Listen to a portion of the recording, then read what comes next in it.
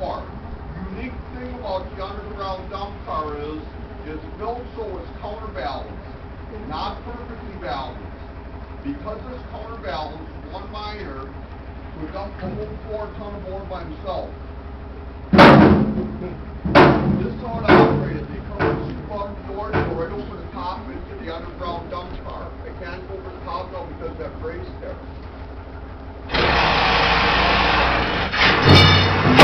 Then they have forward and reverse on it.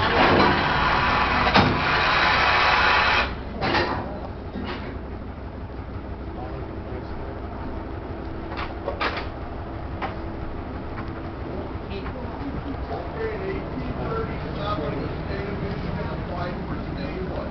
So the United States government, they sent surveyors to the state to section off the land. When they got here, they noticed there was storm damage. On the bottom of the roots of the trees, they noticed a shiny rock. They sent it to Washington, they had it analyzed, it came back as a rich deposit of iron ore. So in 1870, right after the Civil War, they attempted to start mining ore out in this mine. And they started right at the beginning of the hill where we're going to be going in. Wow, And the first thing they hit was the Loretto slate that was 17% iron. But back then you had to have at least 50% iron in order to make profit. Today with modern technology, all you need is 18%. So they kept tunneling. They hit the Curry Iron Formation, that was 23%. Then they hit the Briar Slate, that was 35%. Then they hit the Traders Iron Formation, that was over 50%, but they're looking for a large deposit, so they kept tunneling. They hit their second Briar Slate, their second Traders Iron Formation, still no large deposit. They tunneled farther, and they hit the Football Slate. That was nothing but soft rock. So they knew they were going in the wrong direction. So they came back to the Traders Iron Formation. They went in 250 yards to the west. And that's where they hit their first large ore deposit, known as the Small Stope, where they mined out 2 million tons of iron ore. And that ore was 62%. A stope is an English word meaning large mined out cavity. While they were mining that out, they went back to the original Traders Iron Formation and they tunneled farther, and that's where they hit their second large ore deposit, known as the Large Stope, where they mined out over 22 million tons of iron ore. And that ore was over 72%. It's known as spectacular hematite. It's so rich you can even make jewelry out of it. So what we're going to be doing, we're going to be starting at the beginning of the hill. We're going to go in a quarter mile by train. We're going to get out and walk, and we're going to visit the 2 stopes. On the way to the 2 stopes in the mine, we're going to stop at a couple locations where mining equipment. I'm going to explain the equipment and different techniques that the miners use. If there's any questions at that time, I'll be happy to answer them. Or if there's any questions along the line here, I'll also be happy to answer them. This mine shut down in 1945. In 1945, the war ended and the price of oil dropped from 40 a ton to 20 a ton, so they shut it down.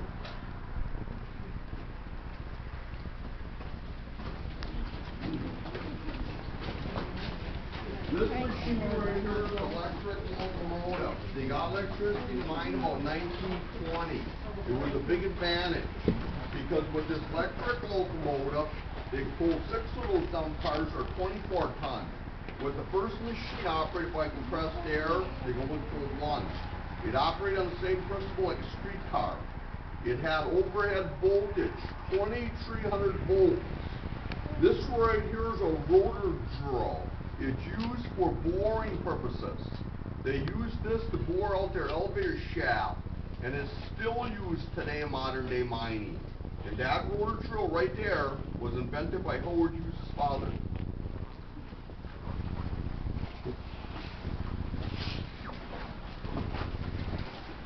Just to show you how heavy iron ore is, that stone right there with a hole in it is 62% iron, and it weighs almost 300 pounds. Wow. It doesn't take much to make a ton. These are various tools that the miners use. Those drills and busters were used by miners for going through soft rock. Those saws were used by miners for cutting timbers, for shoring, scaffolding, and decking. That basket was used if a miner got hurt. They lowered down the elevator shaft and hoist them up. That U-shaped outfit hanging up there, that was a hay fork for feeding mules. Before they had compressed air, they hauled for by mule. This right here is a loading conveyor. They have a belt on there. They could stockpile ore or you go dump carts. These are hand drills they use for going through soft rock before they had compressed air. This right here is one of the original air compressors. Oh, he doesn't want to do it? And that air compressor right there was used in the later years in the mine after they got electricity, and that's the air compressor we're using today right now. He might get his money back. They have a whistle, they blew it 3 times a day, 6, 12, and 6. It was so accurate that people in Vulcan, Michigan, go to the hill, they said the clock by. If it flew off your regular hour, they knew there was something wrong. Maybe one of their friends' relation got hurt, they'd come up here and help in any way they could. Be careful. Okay, that's all sound. If you're going back there, it was a lot louder. We're going to wake up the town.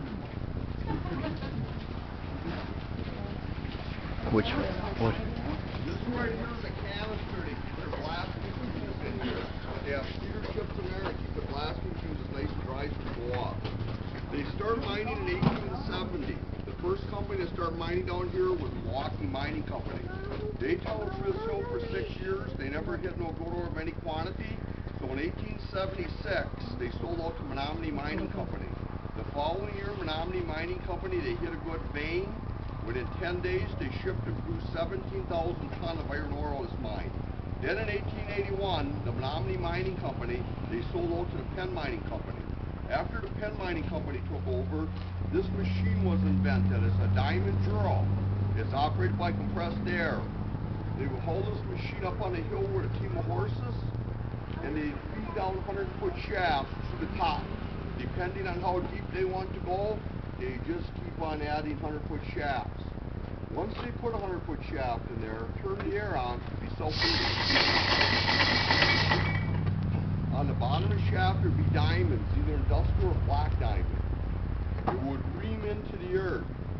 The center of the shaft was hollow. So up through the center of the hollow shaft come these cores. They break off the core sample every 100 feet. They had an analyzer in Vulcan. You could tell them exactly what they had in 2 weeks. So they knew exactly what they had and where they had it. This machine took the guesswork out. If they would have had this machine when they first started, it would only took them 6 months instead of 7 years. And this diamond drill right here was made right in Crystal Falls, Michigan. Every once in a while, they'd be tunneling in, and they'd hit an underground stream. So they have to pump water 24 hours a day.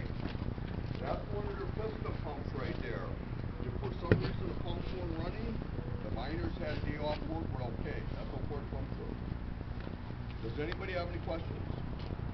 No questions? Okay, the train should be here shortly. This silver pipe right there, we use that to air condition the building. It stays 38 degrees in the mine year round. We got that pipe in a short distance. We got a blower on the other end. It's hot. We take it to the mine to air condition the building. That machine you see on the other side of the track is called jumbo. One miner can sit on that. It can go 4 different directions. Go back to the boat jumbo was. Go down right. Right out there. That cover extension, they have that in the working tunnel. That's how you screw jumbo. Down the elevator shaft, that's how it's going to land.